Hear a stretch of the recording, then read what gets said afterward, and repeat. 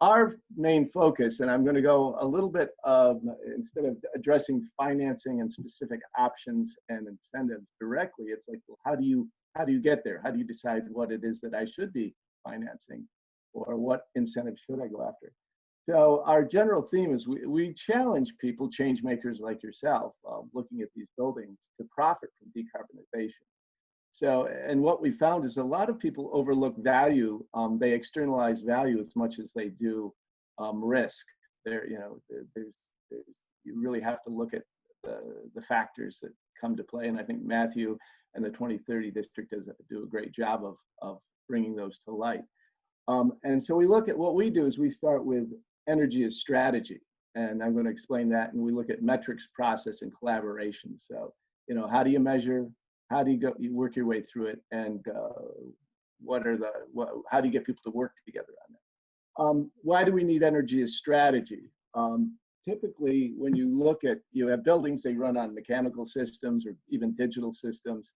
You've got people as organizations, organizational systems. So how do you bring those two together? How do you get people to collaborate and work together and say, hey, we need to solve common decarbonization problems? What we find is that finance is great, but it's only part of the picture. So we find that you really need a common denominator. And so when you look at energy strategy, let's focus on the metrics part today, not so much the process and the collaboration, but by starting with the right metrics, you can bring process and collaboration to bear.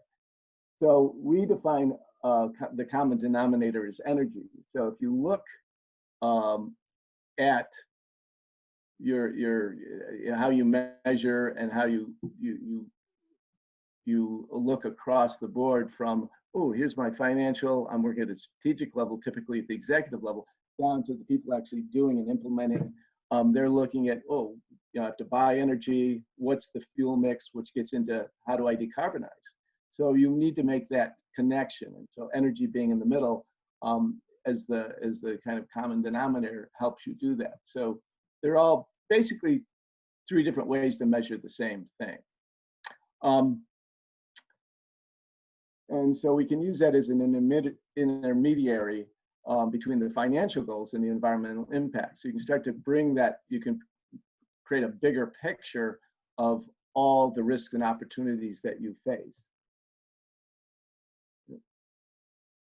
So when we look at the 2030 district specifically, focused around buildings, and stated on the homepage, 35% of climate emissions from buildings, but 62% from transportation. And there's a goal there. You look at that, there's a goal not just to reduce emissions, but really to make life better in our city, in our region. Environmental resilience, livability, affordability, which is really triple bottom line. So the goal is triple bottom line. You look at the key metrics that are presented. That's a number, and you can do that through replacing equipment, upgrading equipment. But if you just focus on that, you don't get the full picture of all the values or all the risks that I can see by looking at the goal. And so by using energy again as that intermediary metric, you get to see a fuller picture. And so flow, basically the targets are a flow target. They're looking at cash flow, return on investment, and it's only one of what we consider 9 metric categories. So we've developed what we call energy statements. And so energy statements look very akin to financial statements. You can look at energy balance, you can look at energy gains and uses, and you can look at energy flows and offsets. And so what this does is, just like financials are a common language across an organization, the energy statements become a way of creating a common framework for looking at your risks and opportunities through how energy relates to the different operating parts and pieces of your organization and how people make decisions. So I'm not going to go too much into detail with this, but let's focus a little bit on the energy balance statement. right now. And I'm also going to show a case study of an organization we worked with. So if you look at it from a financial point of view, assets are your resources, control, the things that you use to create value. Liabilities are those things that you have to deal with, the issues that you have to deal with that subtract from the assets. And the difference is your equity. This is the value I've created. If you look at this from an energy perspective, you can now say, oh, here are my energy assets, here are my energy liabilities, and what's left over is my resiliency, my productivity, what I can accomplish, because throughout an organization, everything runs under energy.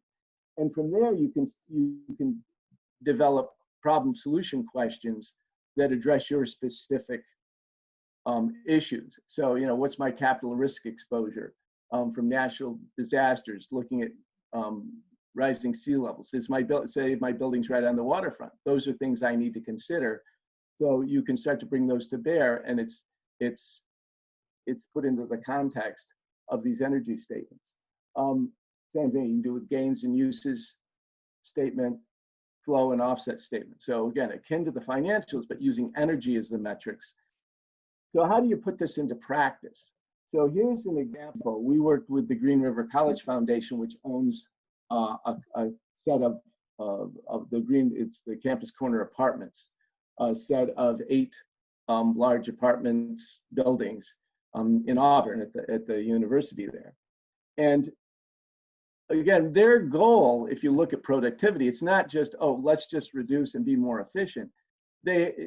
Because they're there for a purpose, and their purpose is we want to be resource efficient and cost effective, but we don't want to compromise student comfort, and we want to help these students grow. And their situation is pretty unique in that a lot of their students are from are international students because they focus on international business, and they're from warmer climates. So you've got this issue of we're bringing students used to 90-degree weather to live in the Northwest, and we want them to be comfortable, because what they found is that when they're not comfortable, obviously, in their living situation, they don't, number one is they don't do well at the school, and then what did that lead to? It leads to a poor reputation. Oh, don't go there. It's not a very fun place to live. So if we look at their energy assets versus their energy liabilities, which is what we did, we can start to see the relationships. And so you can start to stack what solutions will solve what problems, and vice versa. What problems stack and could be solved maybe with one particular upgrade. So you start to see those flows and those relationships, and you can look at those from energy, and then you can also translate back to finance. So I'm not going to get into the financials we use and the energy, the specifics. It gets just a little too detailed. But the factor was they're looking at their goal, and how can I figure out what are the right things to do to meet that goal, but also get me the energy efficiency and decarbonize. And so by making these relationships and looking at it from this perspective, you get a full picture, and then you can decide, oh, what are the costs of those? What's it going to take to get there, and how many problems does it solve? And when it solves those, what is the value I get out of that? And whether it's a value, or if I do it this way, it creates more of a risk. And so when we teased it out, it became a phased approach. So we looked at it and said, okay, in what order now do I tee up my projects to get the best available, financial return? And so by phasing, seeing the whole ball of wax and then phasing it, we did phase 1, phase 2, phase 3, and at the same time, we didn't just do the project, we were also interacting and working with the students to make sure that they were comfortable and that these solutions also matched the expectations of the goal. The ultimate result was that, again, by looking at energy and the impacts of the energy, the risks, the opportunities, is we created this phased approach, which ultimately in the initial stages, phase 1, phase 2 resulted in almost a 30% reduction in their electricity use. One of the things to go back on too is that these apartments were originally built as low-income housing. So quite frankly, the walls and the insulation was really good, but the appliances, the electricity, some of the windows was not. So we could work through that and determine what projects and what order. It also, by laying this out, allowed us to see what not only what the financial options should be, but also what incentives we could go after. So we worked with PSE, we worked with the state, and we also worked those in. So we could create a full roadmap. And they're still going through, they're now in phase 3 doing the final lighting and appliance upgrades. And so the total electricity reduction will be near 60% because of, because we worked through and looked at the different options, worked with the different players. So it was not just, oh, let's replace this because it uses less energy. It was, does this also work? And what are the ramifications of that? What is the maintenance for the staff? Because we looked, as an example, we looked at ductless heat pumps, and the issue was they were very effective, great reduction in electricity, but it was for the students that was a little difficult for them to operate and keep the rooms at a temperature, both when they were there and when they weren't, to use the controls, as well as the bigger issue though was the staff. It was the maintenance. There was just a lot of cleaning. And so when we looked at, tying in the maintenance budget and the longevity and the risk of how easily those could be damaged because they weren't in a situation, they're in a situation with students who tend to have a fun time. So we picked another solution that wasn't quite as energy, in terms of actual use of energy, wasn't as, it didn't lower it quite as much. But when you looked at the maintenance side and the risk side of that equipment being damaged, and for the situation it was in, it was a much better solution. So the ultimate, the bottom line was that the students were very, very happy with the solutions we came up with. The staff was very happy. It met the criteria of the goal, which is to make sure the students are having a good living situation. They can focus on their studies, and it also greatly reduced the cash outlay from the foundation to keep these apartments operating. If you want to learn more, again, I was kind of a top level view because it can get pretty detailed when you start looking into the energy stations, how they'll together. Here are some sources, or again, I'm very happy to have a much deeper discussion with any of you on how the energy statements play into a framework that gives you a total view and helps you really decide what projects and pathways you should pursue. So thank you. Thank you, Carey. All right, Erik, you are up next.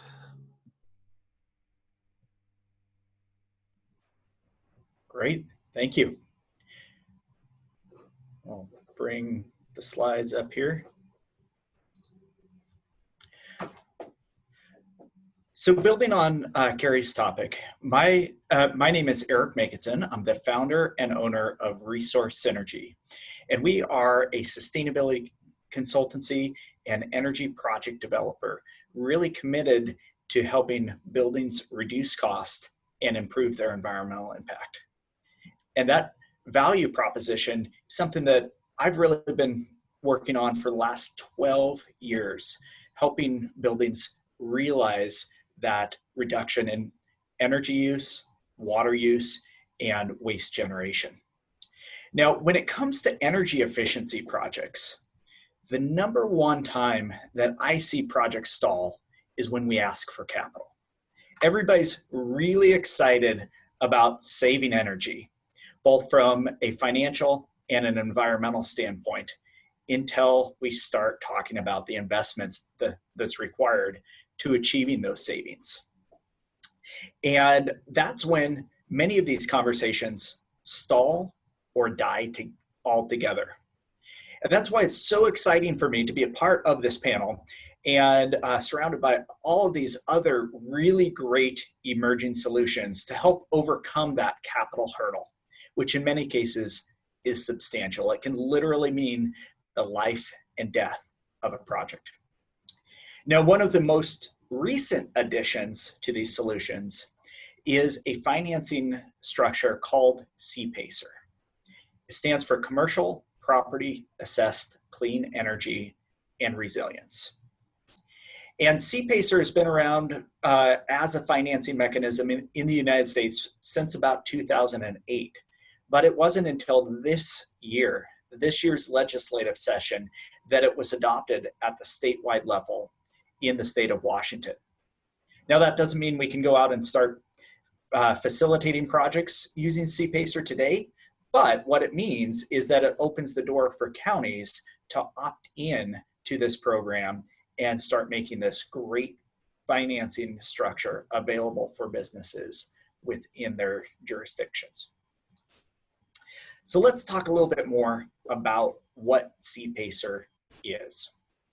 At its core, CPACER is a loan. It's a debt financing structure, but it's a loan for a very specific type of projects. This can include energy efficiency, can include renewable energy, water efficiency, safe drinking water, so replacing pipes to remove lead from the drinking water, as well as resilience projects like fire, flood, and seismic hardening. Yes, seismic retrofits can utilize CPACER to finance those projects. And so if you're if you manage a unreinforced masonry building in Seattle, this is probably something that you want to be listening to. Now, CPACER, unlike a traditional loan, acts more like an assessment, like a local improvement district, except applied to just one building. And what this allows is it allows funds to be repaid over a very long time horizon, and that debt lives with the building and not the building owner. And we'll unpack that a little bit more in a moment to discuss why that is so important. Now, these programs, especially as it relates to energy efficiency, renewable energy, and water efficiency projects, can be designed to be cash flow positive from day one. In other words, the energy saved is greater than the cost of the payments on the loan. And because it's secured to the property and these loans survive foreclosure, it presents very low risk to lenders, which means great interest rates and very long terms.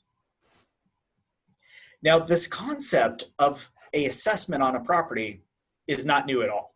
So as I mentioned, CPACER's only been around since 2008, but this idea of a local improvement district, an assessment, has been around since the founding fathers of our country. And in fact, to date, there has been over 37,000 assessments put into place.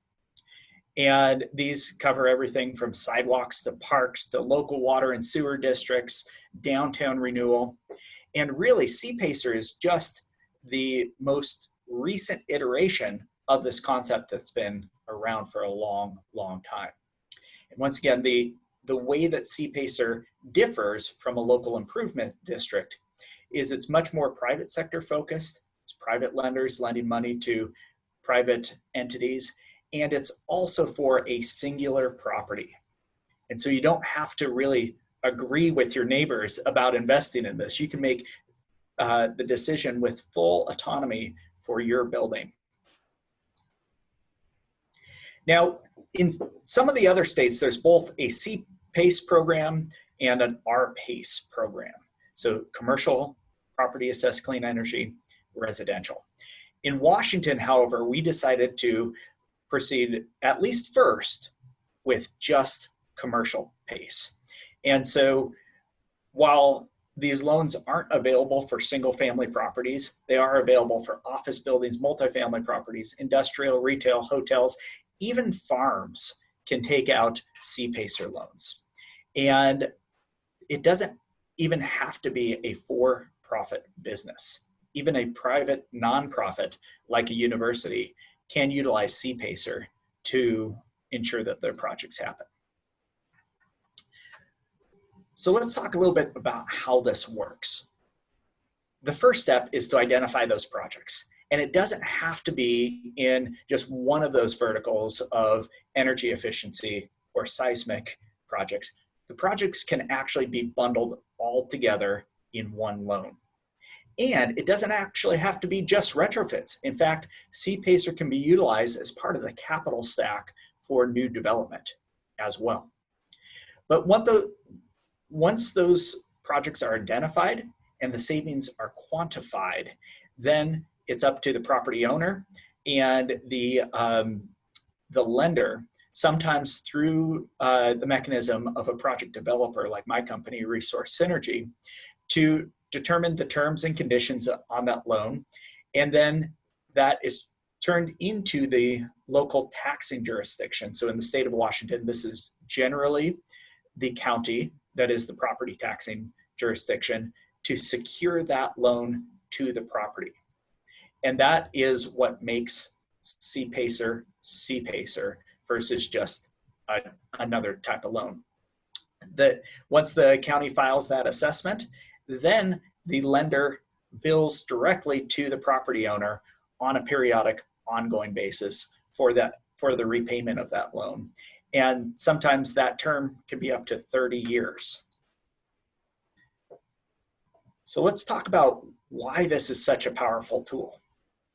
First of all, it can cover 100% of the costs of the project.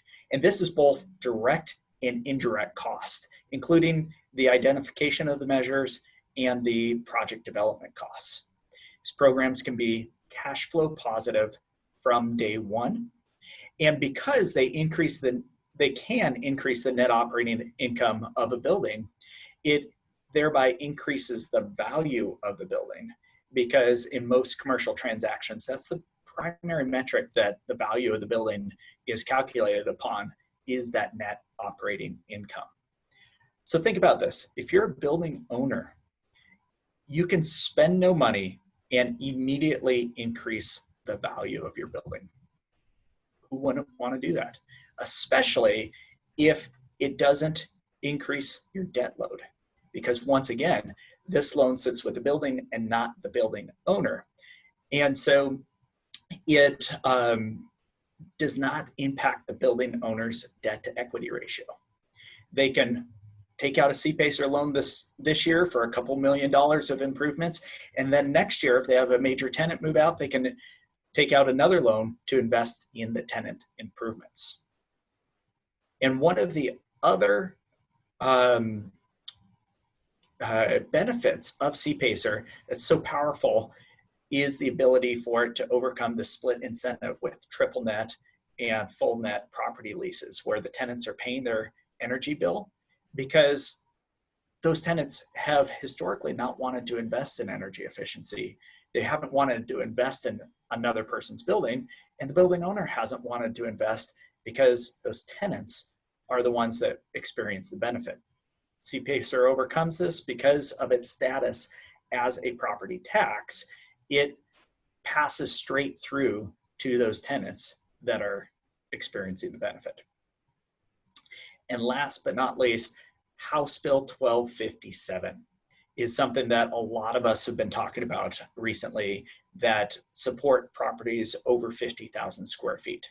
This can have a monumentally negative impact to the bottom line of these buildings. The penalties for not achieving the threshold in 1257 are $1 per square foot per year, which could be the third largest operating expense in a building. CPACER is a powerful mechanism to ensure compliance with 1257 while also improving the overall functioning of the building. You can see that CPACER has been increasing dramatically, exponentially, in fact, across the country, both as new states adopt this type of legislation and also as the programs become better adopted within those states. So as I mentioned, it was passed at the state level this year, and now counties are opting in. So we're expecting Spokane, Snohomish, and Whatcom County to potentially be on the program by later this year. And King County has communicated that they plan to include this in their climate action plan and implement CPACER in early 2021. So it should be coming to a building near you very, very soon. All right. Thanks, Eric. Good morning. This is Ian Gary with Griddium. Going to share a little bit about efficiency as a service. Can everyone see my screen okay? Yep. Excellent. So Griddium, it is a energy analytics and project development firm. We help primarily commercial office owners focus on improving their existing energy-related assets today. We have about 2,500 commercial office buildings representing over 200 million square feet on our platform. And we help them go from the analytics and the insight on their existing systems, improve operationally, and then identify capital projects, so ways to actually replace existing equipment to achieve the results of those insights. So that's what we're focused on. Today, I'm going to talk a little bit about energy efficiency as a service in the context of Seattle City Lights' new efficiency as a service program. And when we help customers move from the analytics and the insights to actually executing projects, we're focused on a lot of regions like Seattle where utilities are looking to retire old sources of generation, fossil fuel power, and focus on the next generation, wind, solar, and increasingly energy efficiency. And when you can model and measure energy efficiency at the whole building level and turn it into a reliable grid resource, just like wind or solar, it has new and expanded value to a building owner and operator. I'm going to talk a little bit about what that means in a second, but this recurring cash flow and stream of payments from the utility for energy efficiency harvested and generated in the building is what allows for a broader, more comprehensive set of solutions and upgrades to be achieved. So what do we mean when we talk about this? I'm going to ask everybody to sort of go on an imaginative journey for a second. So let's imagine that instead of working in commercial buildings, you're a landowner and you have a large plot of land in windy eastern Washington, and you're raising some sort of agricultural product on it. So Seattle City Light is increasingly buying wind to replace coal or other sources of generation. And a wind developer comes along and proposes to develop some wind turbines on your property. So that developer would come to you as a landowner because you're not in the wind business, you're in the agriculture business, and they would ask to sign a lease for your land. They'd conduct a wind study to determine what the potential output and generation is. And then they would go to the utility to get a power purchase agreement. And Seattle City Light would say, yeah, we'll buy, X number of megawatt hours from you over a specified period of time. And that power purchase agreement is what the developer takes to an investor to get capital to build the wind turbines and run the operation. So this is the way that wind's been developed for generations. Now we're turning energy efficiency and replicating that process. So let's imagine now, instead of a landowner, you're a building owner or operator with 500,000 square foot office building in downtown Seattle. And instead of the output from wind turbines, you've invested in your building, improve the efficiency, and you're now selling energy efficiency to the utility in the same way that that landowner or developer was selling wind output. So everything else in the transaction remains identical, because when you, as I said, when you can meter and measure energy efficiency at the whole building level, you've turned it into a resource that the utility and the grid can rely on. And the payment for that energy efficiency over a prolonged period of time is how Seattle City Light is targeting 25% savings and beyond in their efficiency as a service program. So let me show mechanically what that looks like on the bill. And this is kind of a key aspect of this. When you can put it on the bill, you change the entire dynamics from how it's recognized as an operating expense and why it is not a lien on the building or an impediment to sale. So I'll talk about that in a second. On the left-hand side, you've got a mock-up of a utility bill. Let's say you've got a Energy Star score that leaves a little bit to be desired. You want to improve the performance of your building, but you're buying 100% utility-generated centralized fuel today. A developer comes along in partnership with Seattle City Light, invest in your building, upgrades HVAC, variable frequency drives, changes out your old T8 lighting, comprehensive as you can go. Now, after the retrofit, your Energy Star score goes up, you're buying less utility generated fuel, and now you have an offsetting line item called efficiency energy in the context of Seattle City Lights program that now represents the energy efficiency being generated in your building from the savings. So you've now spent no capital in your building, but you've got more comfortable building, it operates better, your maintenance costs are going down, your demand charge on your bill is going down, which you're benefiting from, and you've got a net neutral bill. So you're paying the same amount you were before with no out-of-pocket CapEx.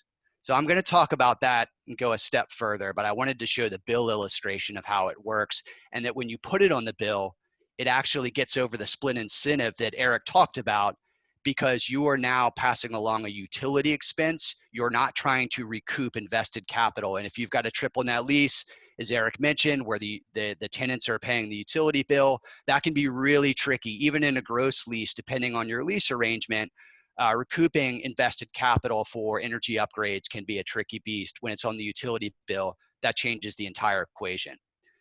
So let's talk a little bit about what I mean. So we talk about the traditional way of investing in energy upgrades, some of the challenges of the split incentive, which I won't belabor. In Seattle, you've got tight payback requirements because, let's be honest, it's hydroelectric largely. It's cheap electricity, some of the cheapest in the country. That will limit the depth because your paybacks are longer because you're not saving as much on your energy bill.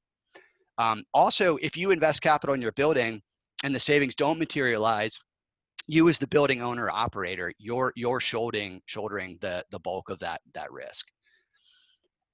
It does expose you to increasing electricity rates and demand rates over time. Seattle does not have the highest demand charges, but increasingly that is becoming a larger percentage of your bill, and that's going to only increase over time.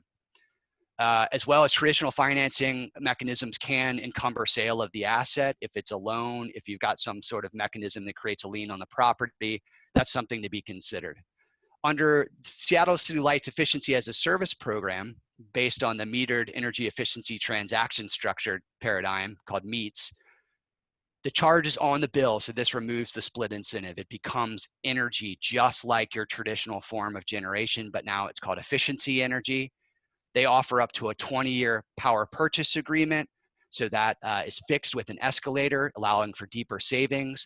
The performance risk is shouldered by your developer or your what's called the energy tenant under this design.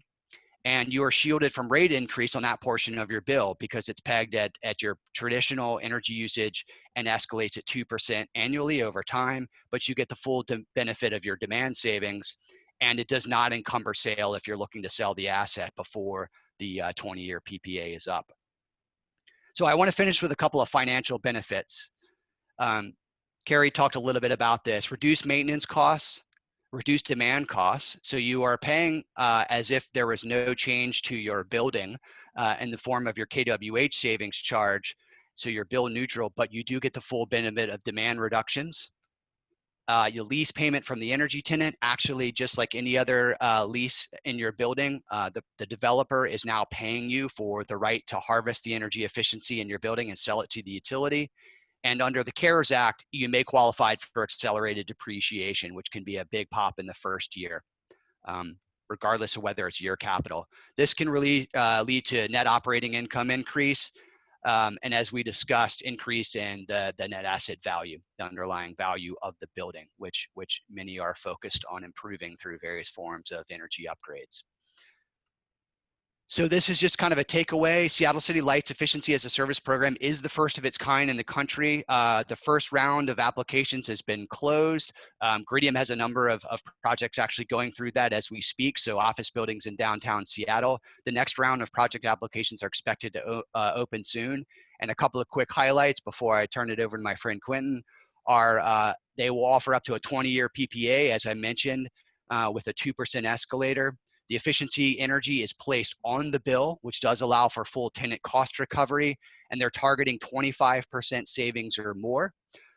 All measures are eligible in the building except for fuel switching, which means taking a gas fired piece of equipment and converting it to electricity. That won't qualify as part of this program. And this is structured for external capital, third-party capital, or if a building owner wants to invest their own capital and become their own energy tenant in their own asset, that is also permitted under the program. So that's a lot of information. Happy to answer questions at the end or follow up afterwards. Thanks for your time. Here's my contact information, and take it away, Quentin. Right. Thanks everybody here. You know, I'm just going to steamroll through the last 10 minutes here, which were supposed to be for questions, but I'm actually do a little stretch too, get a little blood flow, and invite you to do the same maybe. And you know, we're going to close this out with some fun efficiency as a service. My name is Quentin Barnes, the co-founder and VP at Illumia here, Seattle-based Illumia. Going to get the conversation going a little bit about a different flavor of efficiency as a service, and really focus focus in on what a project is, what is efficiency as a service at the project level, and give you a little bit of perspective of what we've done as efficiency as a service as Illumia. Thanks, Ian, for the introduction. My own history, done a few hundred of these EAAS energy efficiency audits, dealt with common, run-of-the-mill and uncommon applications of this, and I'm excited to chat a little bit about it. Basically, we have really tried, what we recognized was back in, kind of 2013, 14, when I met Aaron, who had been doing this exact same structure for commercial solar hot water in the early 2000s, was that we can actually measure this equipment now. So let's keep our offer simple.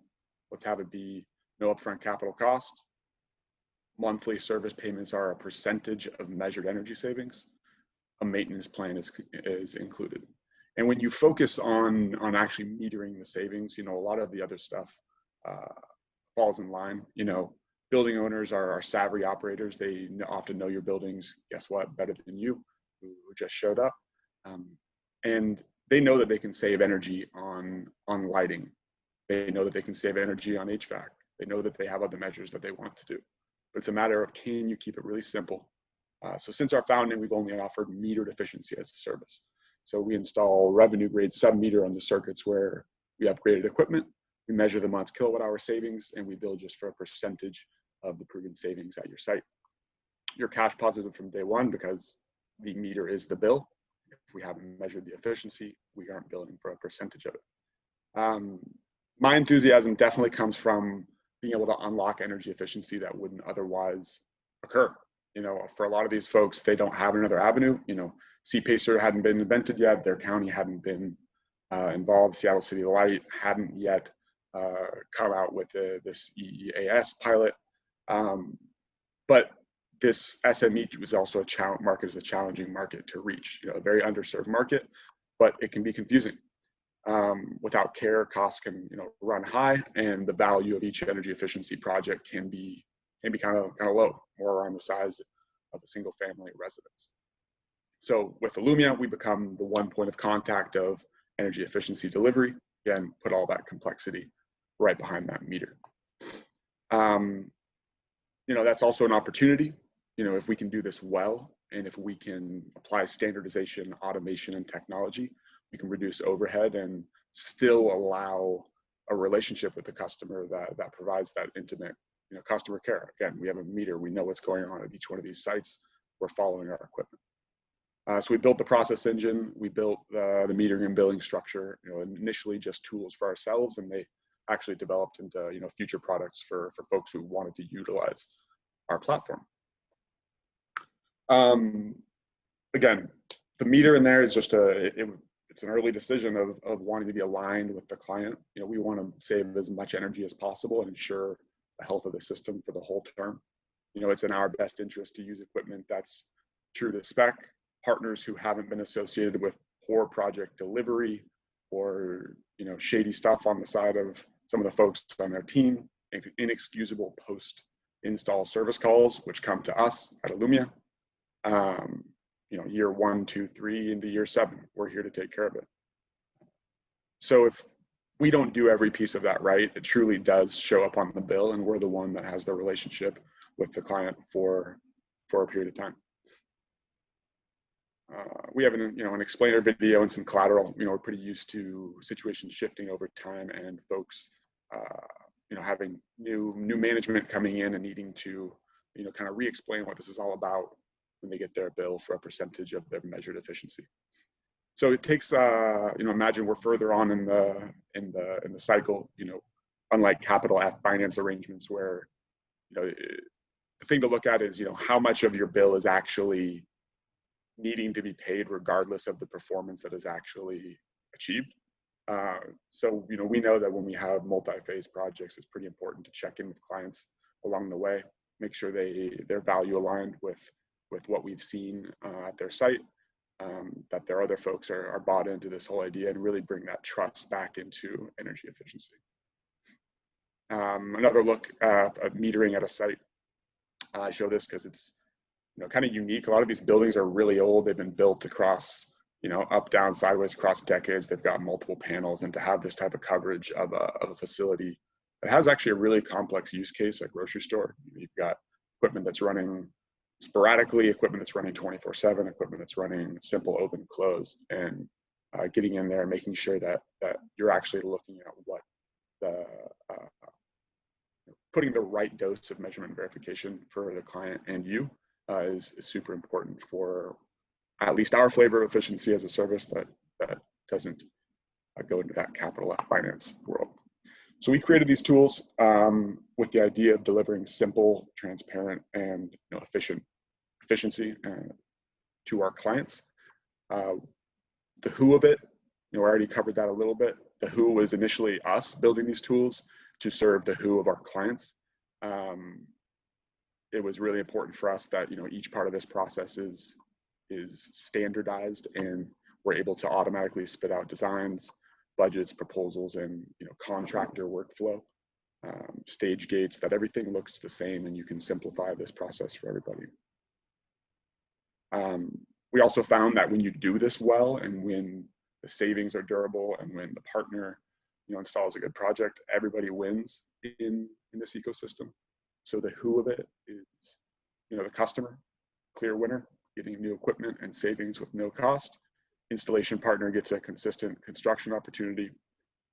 Value aligned capital gets to be put to cost effective work. And as of about 3 years ago, utilities kind of are the latest active proponent of efficiency as a service, with declining load, pressures on rebates, and push to increase customer satisfaction. There have been a number of utilities who've recognized the ability to kind of take this platform, this spear out into their own wild, and help their customers achieve greater energy efficiency on their own. Well, just because we have not much time, I'll just keep going here. The one of those utilities is Duke Energy.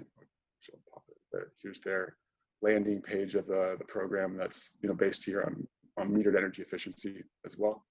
That's out in the Carolinas. Just released also an HVAC program for another utility as well, so it's pretty exciting.